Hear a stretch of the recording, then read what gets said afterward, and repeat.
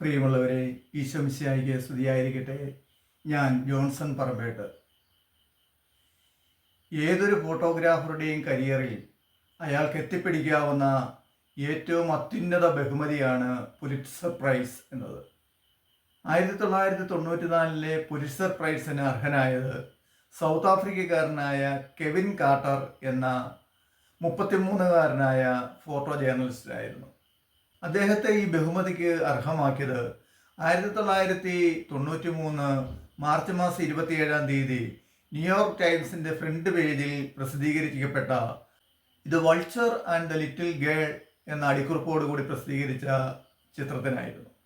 ഈ ചിത്രത്തിൽ കാണുന്നത് വിശന്ന് വലഞ്ഞ് മരണാസന്നയായ ഒരു കൊച്ചു പെൺകുട്ടിയെയും ആ കുട്ടിയുടെ മരണം കാത്ത് ആ കുട്ടിയുടെ ശവം ഭക്ഷിക്കുവാനായി കാത്തിരിക്കുന്ന ഒരു കഴുകനെയുമായിരുന്നു.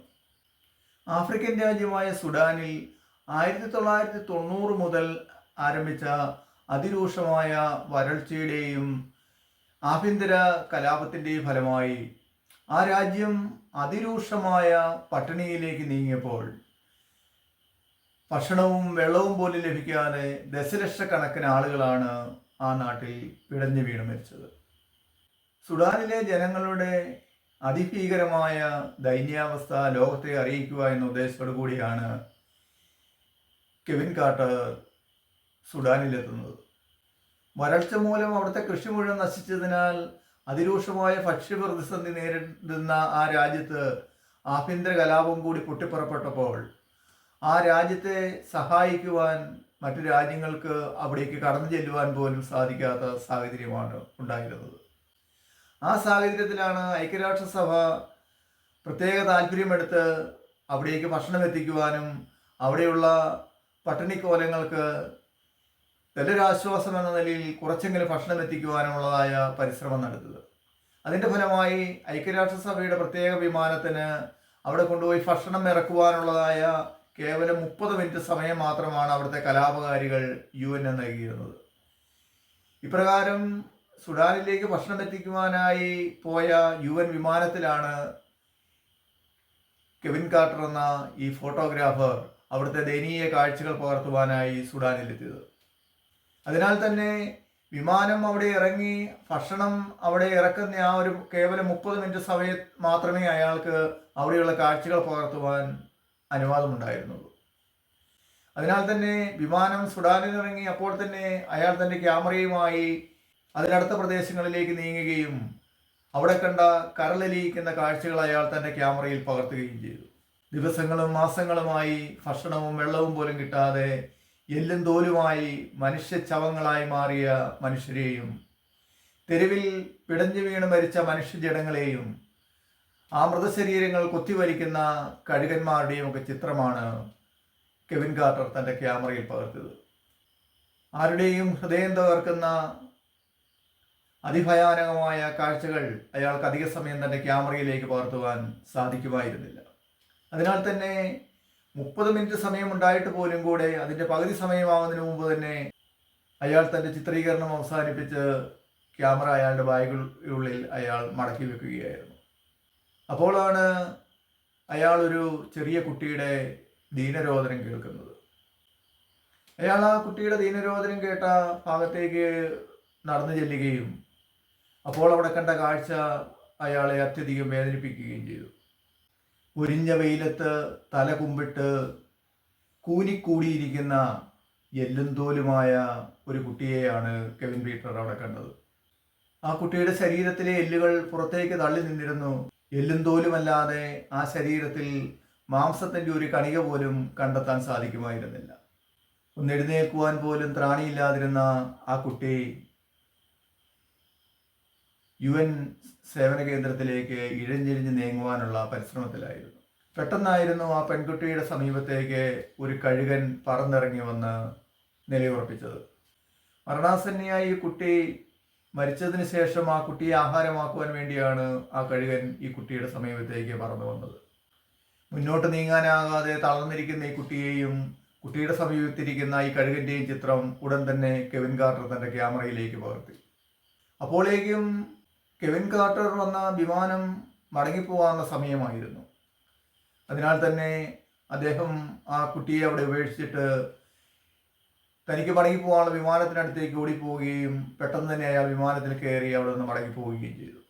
പിറ്റേ ദിവസം 1993 നവംബർ മാസം 27 ന്യൂയോർക്ക് ടൈംസിൻ്റെ ഫ്രണ്ട് പേജിൽ കെവിൻ കാർട്ടർ പകർത്തിയ ഈ ചിത്രം ഇത് vulture and the little girl എന്ന അടിക്കുറിപ്പോട് കൂടി പ്രസിദ്ധീകരിക്കപ്പെട്ടു. അന്നത്തെ പ്രഭാതം മുതൽ ന്യൂയോർക്ക് ടൈംസിൻ്റെ ഓഫീസിലെ ഫോണുകളെല്ലാം ഇടവിടാതെ റിങ് ചെയ്തുകൊണ്ടിരുന്നു. എല്ലാവർക്കും അറിയേണ്ടിയിരുന്നത് ആ പെൺകുട്ടിക്ക് എന്ത് സംഭവിച്ചു എന്നതായിരുന്നു. എന്നാൽ ന്യൂയോർക്ക് ടൈംസിനോ ഈ ഫോട്ടോ എടുത്ത കെവിൻ കാർട്ടർക്കോ ആ പെൺകുട്ടിക്ക് എന്ത് സംഭവിച്ചു എന്ന് ഫോൺ വിളിച്ചവർക്ക് വിശദീകരിച്ചു കൊടുക്കാൻ സാധിക്കുമായിരുന്നില്ല. ഈ കുട്ടിയുടെയും കഴുകൻ്റെയും ചിത്രം തൻ്റെ ക്യാമറയിൽ പകർത്തി ആ നിമിഷം തന്നെ അവിടെ നിന്ന് ഓടിപ്പോകുന്ന കെവിൻ കാർട്ടറിന് പിന്നീട് ആ കുട്ടിക്ക് എന്താണ് സംഭവിച്ചതെന്ന് യാതൊരു നിശ്ചയവുമില്ലായിരുന്നു. ഒരാൾ ന്യൂയോർക്ക് ടൈംസിൽ ഈ ചിത്രം കണ്ട ശേഷം കെവിൻ കാർട്ടറെ നേരിട്ട് വിളിച്ച് പ്രകാരം ചോദിച്ചു, ആ കുട്ടിക്ക് എന്താണ് സംഭവിച്ചത്? കെവിൻ കാർട്ടർ പറഞ്ഞു, ചിത്രമെടുത്തപ്പോൾ തന്നെ ഞാൻ അവിടെ നിന്ന് മടങ്ങിപ്പോകുന്നതിനാൽ ആ കുട്ടിക്ക് എന്ത് സംഭവിച്ചു എന്ന് എനിക്ക് അറിഞ്ഞുകൂടാ. അപ്പോൾ അയാൾ വീണ്ടും ചോദിച്ചു, അവിടെ എത്ര കഴുകന്മാരുണ്ടായിരുന്നു? അപ്പോൾ കെവിൻ കാർട്ടർ പറഞ്ഞു, 1. അപ്പോൾ ഈ ഫോൺ വിളിച്ചയാൾ കെവിൻ കാർട്ടറോട് പറഞ്ഞു, അല്ല, അവിടെ 2 കഴുകന്മാരുണ്ടായിരുന്നു. അതിൽ ഒരു കഴുകൻ്റെ കയ്യിൽ ഒരു ക്യാമറയും കൂടി ഉണ്ടായിരുന്നു. ആ കുട്ടിയെ മരണത്തിലേക്ക് തള്ളിവിട്ട നിങ്ങളായിരുന്നു ആ കഴുകൻ.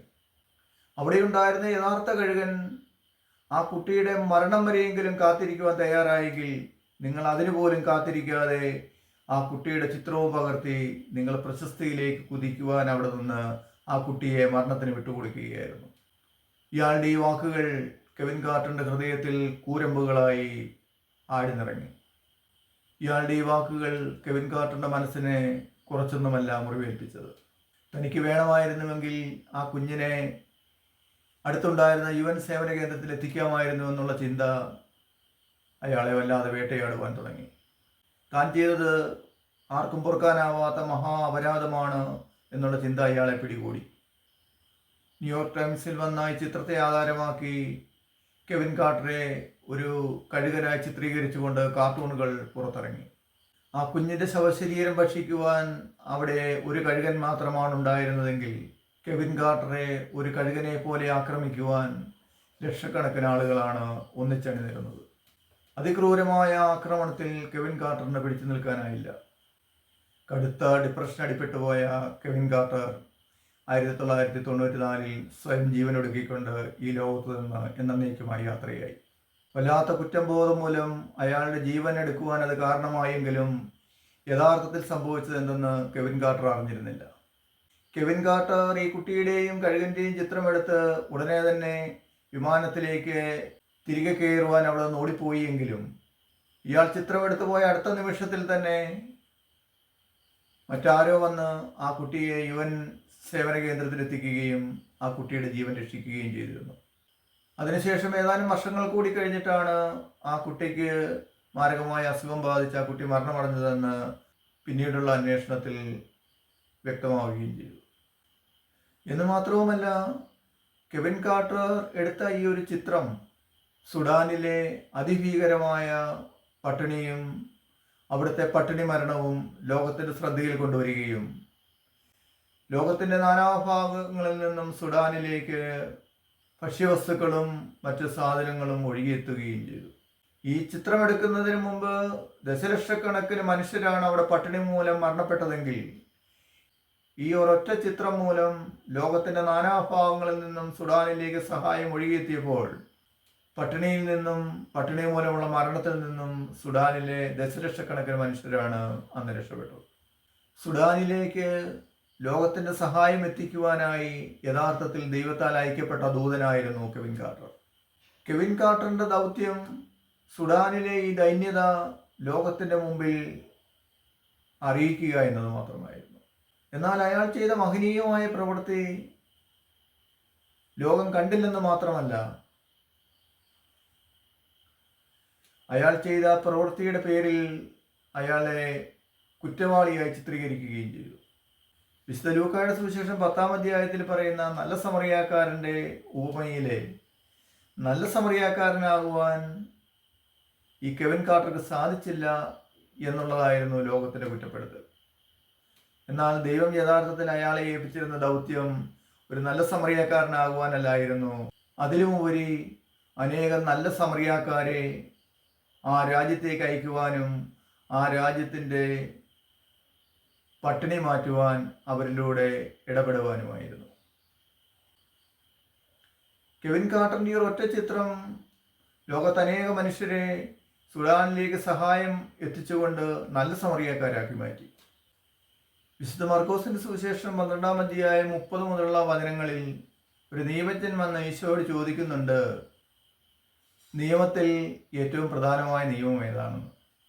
അതിന് ഈശോ കൊടുക്കുന്ന മറുപടി, നിന്റെ ദൈവമായ കർത്താവിനെ പൂർണ്ണ ഹൃദയത്തോടും പൂർണ്ണ ആത്മാവോടും പൂർണ്ണ മനസ്സോടും പൂർണ്ണ ശക്തിയോടും കൂടി സ്നേഹിക്കുക, നിന്നെപ്പോലെ നിന്റെ അയൽക്കാരനെ സ്നേഹിക്കുക എന്നുള്ള മറുപടിയാണ് കൊടുത്തത്.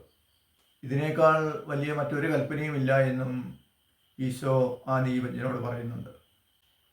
നിന്നെപ്പോലെ നിന്റെ അയൽക്കാരനെ സ്നേഹിക്കുക എന്നത് വിശദീകരിച്ചു കൊടുക്കുവാൻ വേണ്ടിയാണ് നല്ല സമറിയാക്കാരൻ്റെ ഉപമ ഈശോ ലൂക്കായുടെ സുവിശേഷം 10-ാം അധ്യായത്തിലൂടെ നമുക്ക് പറഞ്ഞു തരുന്നത്. ദൈവത്തെ സ്നേഹിക്കുക എന്നുകൊണ്ട് അർത്ഥമാക്കുന്നത് ദൈവത്തിൻ്റെ ഇഷ്ടം നിറവേറ്റുക എന്നത് തന്നെയാണ്. ദൈവം നമ്മിൽ നിന്ന് എന്താണോ പ്രതീക്ഷിക്കുന്നത് അത് നമ്മൾ ചെയ്യുമ്പോൾ നമ്മൾ ദൈവത്തിൻ്റെ ഇഷ്ടം നിറവേറ്റി കഴിഞ്ഞു. ഇവിടെ കെവിൻ കാർട്ടറും ദൈവത്തിൻ്റെ ഇഷ്ടം നിറവേറ്റുക മാത്രമാണ് ചെയ്തത്.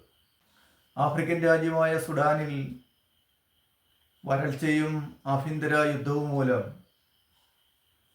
പട്ടിണിയിലായ ദശലക്ഷക്കണക്കിന് മനുഷ്യരെ ആ പട്ടിണിയിൽ നിന്ന് രക്ഷിക്കുവാനായി ദൈവം കണ്ടെത്തിയ ദൈവത്തിൻ്റെ ദൂതനായിരുന്നു കെവിൻ കാർട്ടർ. കെവിൻ കാർട്ടറിലൂടെ ലോകം മുഴുവൻ സുഡാനിലെ പട്ടിണിയും ആ പട്ടിണി മൂലമുണ്ടായ മരണങ്ങളും അറിയുകയും നല്ല സമരിയാക്കാരായി ലക്ഷക്കണക്കിന് ആളുകളുടെ സഹായം സുഡാനിലേക്ക് ഒഴുകിയെത്തുകയും ചെയ്തു. തൽഫലമായി ആ രാജ്യത്തെ ആ വലിയ പ്രതിസന്ധിയിൽ നിന്നും കരകയറ്റുവാൻ കെവിൻ കാർട്ടറിൻ്റെ ഒരൊറ്റ ചിത്രത്തിനായി എന്നുള്ളത് തന്നെ ദൈവത്തിൻ്റെ ദൂതനായാണ് കെവിൻ കാർട്ടർ സുഡാനിൽ പറന്നിറങ്ങിയതെന്ന് വ്യക്തമാണ്. വിശുദ്ധ മർക്കോസിന്റെ സുവിശേഷം 12-ാം അധ്യായം 30-ാമത്തെ വചനത്തിലൂടെ നമ്മോട് പറയുന്നത് പോലെ, നിന്റെ ദൈവമായ കർത്താവിനെ നീ പൂർണ്ണ ഹൃദയത്തോടും പൂർണ്ണ മനസ്സോടും പൂർണ്ണ ആത്മാവോടും പൂർണ്ണ ശക്തിയോടും കൂടി സ്നേഹിക്കുക, നിന്നെപ്പോലെ നിന്റെ അയൽക്കാരനെ സ്നേഹിക്കുക എന്ന വചനം നാം ജീവിതത്തിൽ അന്വർത്ഥമാക്കുമ്പോൾ നാമും ദൈവത്തിൻ്റെ ദൂതന്മാരായി ഇവിടെ വർത്തിക്കുകയാണ് ചെയ്യുക. നാം ഈ ഭൂമിയിൽ ദൈവത്തിൻ്റെ സ്ഥാനപതികളും ദൈവത്തിൻ്റെ സൈനികരും ദൈവത്തിൻ്റെ പടയാളികളുമാണെന്ന് പൗലോസ് ശ്ലീഹ നമ്മെ പഠിപ്പിക്കുന്നുണ്ട്. നാം ഇവിടെ പടവെട്ടുന്നത് ദൈവത്തിൻ്റെ ശത്രുവായ സാത്താനോടാണ്. സാത്താനെതിരെ നാം പ്രയോഗിക്കേണ്ട ആയുധങ്ങളെക്കുറിച്ച് വിശുദ്ധ പൗലോസ് ശ്ലീഹ എഫെസോസുകാർക്ക് എഴുതിയ ലേഖനം 6-ാം അധ്യായത്തിലൂടെ നമുക്ക് പറഞ്ഞു തരുന്നുണ്ട്. അത് സത്യമാകുന്ന അരപ്പെട്ട, നീതിയാകുന്ന കവചം, സമാധാനമാകുന്ന പാദരക്ഷ, വിശ്വാസമാകുന്ന പരിച, വചനമാകുന്ന വാൾ തുടങ്ങിയ ആയുധങ്ങൾ ഉപയോഗിച്ചാണ് നാം സാത്താനെതിരെ ഇവിടെ പടവെട്ടേണ്ടത്. സാത്താൻ ഓരോ നിമിഷവും നമ്മെ പ്രലോഭിപ്പിക്കുമ്പോൾ ആ പ്രലോഭനത്തിനെതിരെ ചേർത്ത് നിൽക്കുവാൻ നമുക്ക് സാധിക്കുന്നതാണ് അവനെതിരെയുള്ള യുദ്ധം. അതിന് നമുക്ക് സാധിക്കണമെങ്കിൽ നമ്മുടെ ദൈവമായ കർത്താവിനെ പൂർണ്ണ ഹൃദയത്തോടും പൂർണ്ണ മനസ്സോടും പൂർണ്ണ ഹൃദയത്തോടും പൂർണ്ണ ശക്തിയോടും കൂടി സ്നേഹിക്കാൻ നമുക്ക് സാധിക്കണം.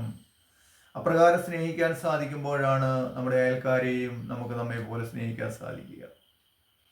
അയൽക്കാരാരാണ് എന്ന് നല്ല സമറിയാക്കാരൻ്റെ ഭൂമിയിലൂടെ ഈശോ നമുക്ക് പറഞ്ഞു തരികയും ചെയ്തിട്ടുണ്ട്. ദൈവത്തിൻ്റെ സ്ഥാനപതികളായ നമ്മെ ദൈവം ഏൽപ്പിക്കുന്ന ഉത്തരവാദിത്തം എന്തായാലും അതൊരു പക്ഷേ നല്ല സമറിയാക്കാരനാകാനായിരിക്കാം, അല്ലെങ്കിൽ അനേകരെ നല്ല സമറിയാക്കാരാക്കാനായിരിക്കാം. എപ്രകാരമാണെങ്കിലും ദൈവം നമ്മെ ഏൽപ്പിക്കുന്ന ദൗത്യം എന്നത് തിരിച്ചറിഞ്ഞ് അതിനോട് പ്രതികരിക്കുവാൻ നമുക്ക് സാധിക്കുമ്പോഴാണ് നമ്മുടെ ജീവിതം കൂടുതൽ അർത്ഥപൂർണമാവുക, ദൈവത്തിൻ്റെ സ്നേഹം അതിൻ്റെ പൂർണ്ണതയിൽ നമുക്ക് അനുഭവിക്കാൻ സാധിക്കുക. ആകയാൽ ക്രിസ്തുമസിനായി ഒരുങ്ങുന്ന ഈ അവസരത്തിൽ നമുക്ക് നല്ല സമറിയാക്കാരാകാൻ ആത്മാർത്ഥമായി പരിശ്രമിക്കാം. അനേകരെ നല്ല സമറിയാക്കാരാക്കുവാനും നമുക്ക് പരിശ്രമിക്കാം. ഈശോ മിശിഹായ്ക്ക് സ്തുതിയായിരിക്കട്ടെ.